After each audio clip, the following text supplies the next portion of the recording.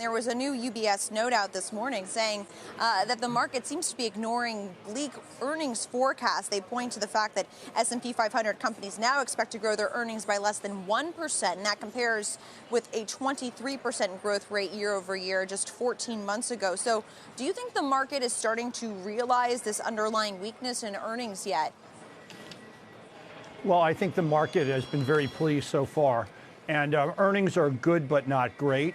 If you look at the forecast for next year, 165 earnings per share for the S&P, 175, 178 for next year.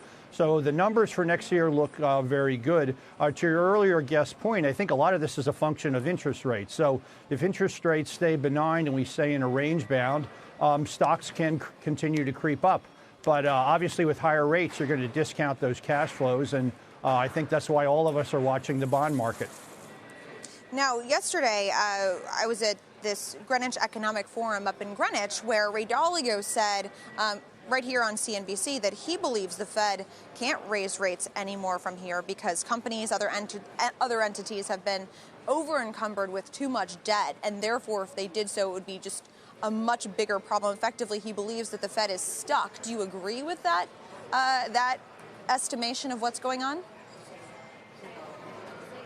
Well, I think you have to be concerned about all the leverage in the system. There's an awful lot in the private markets, and a lot of public companies have been heavy borrowers, as they should be. So I don't know if that influences the Fed per se, but obviously all the leverage in the system, and obviously you have trillion-dollar deficits. So we live in a world of debt right now. Nancy, what do you think? Yeah, I think it's time to own uncertainty, because I think if you look at the cost of implied volatility, specifically interest rate volatility, the market's really not pricing for any change. And I think either way, whether the Fed is able to normalize inflation expectations or if we're going to be cutting interest rates back to zero to stimulate the economy, either way, the interest rate volatility is mispriced. Currently, the volatility is about 2 basis points a day for the options on the shape of the yield curve.